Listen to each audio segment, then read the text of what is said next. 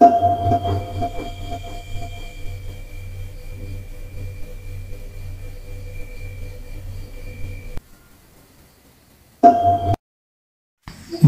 Video শুরুতে তিনটি sound শুনলেন। প্রথম সাউন্ডটি টং, কম্প্রেসর অনের সাউন্ড, মাঝখানে ঝিরঝিরি কম্প্রেসর চালু চলতেছে, শেষেরটি টং কম্প্রেসর অফের সাউন্ড।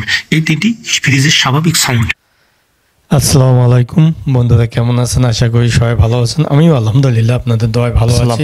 তো বন্ধুরা, আজকে ভিডিওতে আমি আপনাদের মাঝে শেয়ার করব যে ফ্রিজ, যে কোনো ফ্রিজ কটকট শব্দ করে কেন, এই শব্দটি করে, এবং এই শব্দটি বিকট শব্দ যদি করে থাকে তো এই বিকট শব্দ করলে এর সমাধান কি, সে সম্পর্কে বিস্তারিত আলোচনা করব আজকের ভিডিওতে। এই জন্য ধৈর্য সহকারে পুরো ভিডিওটি দেখবেন, ভালো লাগলে লাইক দেবেন, শেয়ার করবেন বন্ধুদের মধ্যে, আর অবশ্যই আমার চ্যানেলটি সাবস্ক্রাইব করে অল নোটিফিকেশনে ক্লিক করবেন, এবং ফেসবুক থেকে যারা দেখছেন পেজটি ফলো করে পাশে থাকবেন পরবর্তীতে নতুন নতুন টিউটোরিয়াল ভিডিও পাওয়ার জন্য। তো বন্ধুরা, আমরা চলে যাচ্ছি মূল ভিডিওতে।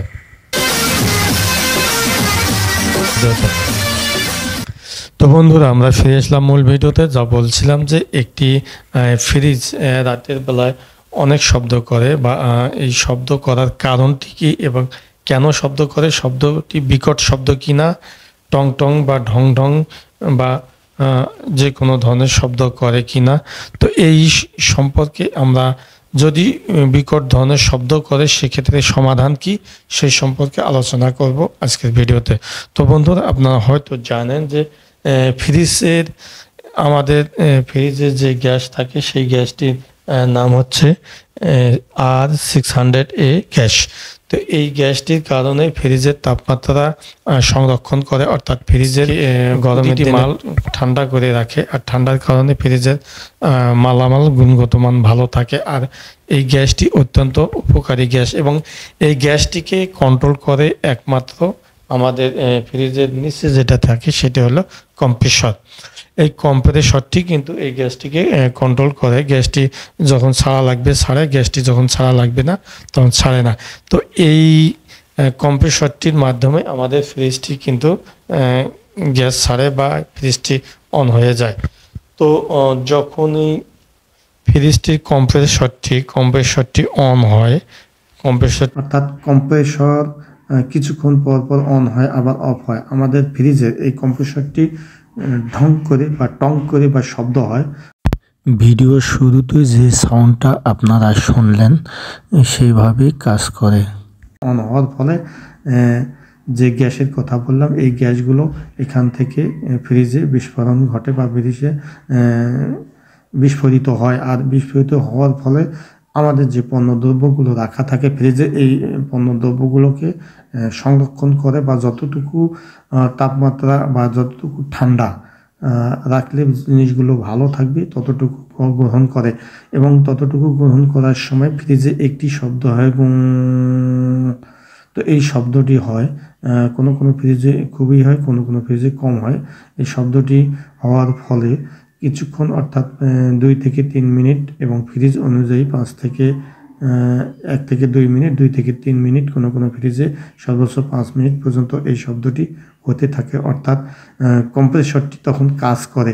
আর কম্প্রেসরটি কাজ করলেই যখন প্রয়োজনীয় গ্যাস বা ফ্রিজের মালামাল ঠান্ডা রাখার জন্য যে তাপমাত্রাটা প্রয়োজন সেটি যখন শেষ হয়ে যায়, তখন আবার ফ্রিজের যে কম্প্রেসরটি রয়েছে, কম্প্রেসরটি আবার টং বা ঢং বা ঠং করে বন্ধ হয়ে যায়।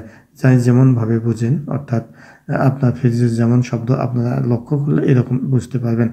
তো এইরকম ঠং করে আবার কম্প্রেসরটি অফ হয়ে যায়। কম্প্রেসরটি অফ হয়ে গেলে তখন ফ্রিজ নিঃশব্দ হয়ে যায়, শব্দ করে না, ফ্রিজটি স্বাভাবিক অবস্থা থাকে, আর কোনো প্রকার শব্দ করে না। কিন্তু এই শব্দটি যদি বেশি পরিমাণ করে থাকে সেক্ষেত্রে একটু সমস্যা। আর এই সমস্যাটা, এই শব্দটি, যে শব্দটির কথা বললাম, এই শব্দটি যদি অতিরিক্ত বা খুব বিকট আকারে শব্দ হয় সেক্ষেত্রে ফ্রিজের একটু সমস্যা থাকতে পারে। সেক্ষেত্রে কিছু সমস্যা আপনারা নিজেরাই বাড়িতেই সমাধান করতে পারবেন। তো কীভাবে এই শব্দগুলো হাত থেকে সমাধান করা যায়, আমরা ফ্রিজের পিছনে লক্ষ্য করব একটি কম্প্রেসর বসানো থাকে। কম্প্রেসরটি দেখতে অনেকটা কালো, আপনারা স্ক্রিনে দেখতে পাচ্ছেন। তো এই কম্প্রেসরটি দেখতে অনেকটা কালো রঙের। এটি একটি পাটাতনের উপর বসানো থাকে, ফ্রিজের নিচের দিকে একটি পাটাতনের উপর বসানো থাকে। আবার কোনো কোনো ফ্রিজের উপরে সর্বোপরে একটি গ্যাপ থাকে পিছনের দিকে, সেখানেও বসা থাকে। তবে অত্যাধুনিক ফ্রিজগুলো নিচের দিকে এই কম্প্রেসরটি বসানো থাকে। এই কম্প্রেসরটি এমন একটি পাটাতনের উপর বসা থাকে, চতুর্দিকে এটি একটি স্ক্রু দিয়ে বসানো থাকে এবং সেই স্ক্রুটি প্লাস্টিক বা লাইলনের রাবারের মতো একটি ভাল্ব দেওয়া থাকে। তো এগুলো আমরা লক্ষ্য করব। তো যদি যে পাটাতনটির উপর বসা থাকে সেটিতে যদি ঠিকভাবে কম্প্রেসরটি না থাকে, অর্থাৎ একটু লুজ হয় বা টাইট না হয়, একটু নড়াচড়া করে, তাহলে বুঝবেন যে বিকট শব্দের কারণ এটি। আর এটি বিকট শব্দের কারণ এটি। আর এটিকে আপনারা স্ক্রু ড্রাইভার দিয়ে বাড়িতে এই স্ক্রুগুলো চতুর্দিকে একটু টাইট করে দেবেন এবং স্ক্রু টাইট দেওয়ার সময় আপনারা লক্ষ্য করবেন স্ক্রুর মুখে বা পাটাতনের উপর একটি রাবার বা একটি চাটকির মতো থাকে বা গেরিজ বলা হয়, এই গেরিজ থাকে। এই গেরিজটি যদি না থাকে সেক্ষেত্রেও শব্দ করতে পারে। তখন স্ক্রুটি খুলে একটি লাইলন বা প্লাস্টিক, আর সবচেয়ে ভালো আপনারা যে সাইকেল বা মোটর সাইকেলের টিউব থাকে সেই টিউবটি গোল করে কেটে সেই স্ক্রু আকারে বসে ওখানে চাটকির মতো সেই গেরিজটি দিয়ে তারপর সেই স্ক্রুটি টাইট দেবেন, তাহলে হয়ে গেল দুটি সমস্যা সমাধান। তো যদি নড়াচড়া করে সেক্ষেত্রে টাইট দেব আমরা, আর যদি সেই গেরিজটি না থাকে গেরিজটি দিয়ে টাইট দেব। এই 2 নম্বর সমাধান বা 2 নম্বর কারণ সমাধান চলে গেল।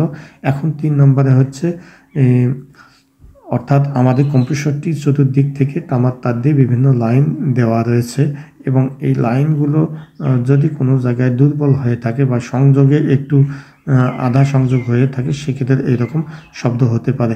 আর তো সেক্ষেত্রে আমরা কারেন্টের সুইচ বন্ধ করে দিয়ে আমরা সেগুলো ভালোভাবে হাত দিয়ে জয়েন দেবো, শক্ত করে জয়েন দিয়ে তারপর আমরা যদি কালো টেপ দিয়ে সেটিকে পেঁচিয়ে দেব। তো সেক্ষেত্রে এই বিকট শব্দ থেকে আমরা রেহাই পাবো।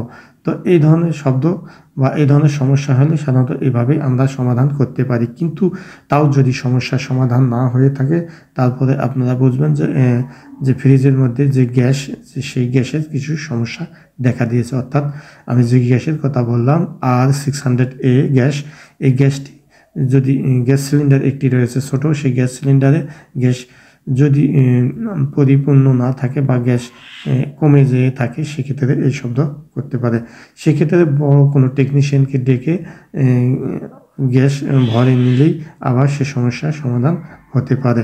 আর তারপরেও যদি হয়ে থাকে সেক্ষেত্রে আপনাদের তারপরেও যদি শব্দ করে থাকে সেক্ষেত্রে আপনাদের আশেপাশে কোনো ইঞ্জিনিয়ার বা ফ্রিজের টেকনিশিয়ানকে ডেকে ফ্রিজটি দেখাবেন। দেখালেই তাহলে সেই সমস্যা অনুযায়ী সমাধান করতে পারবেন ইনশাআল্লাহ। তো বন্ধুরা, আজ এই পর্যন্ত। ভিডিওটি কেমন লাগলো, ভালো লাগলে অবশ্যই একটা লাইক দিবেন আর বন্ধুবান্ধবদের মাঝে শেয়ার করতে ভুলবেন না। সেই সঙ্গে অবশ্যই আমাদের চ্যানেল এবং এই ভিডিও বা ফ্রিজ সম্পর্কে কোনো প্রশ্ন বা মতামত থাকলে অবশ্যই কমেন্ট সেকশনে লিখে জানাবেন। তো বন্ধুরা, আজ এই পর্যন্ত। সবাই ভালো থাকবেন, দেখা হবে পরবর্তী ভিডিওতে। সেই প্রত্যাশায় সবাই ভালো থাকবেন, সুন্দর থাকবেন, সুস্থ থাকবেন। আল্লাহ হাফেজ।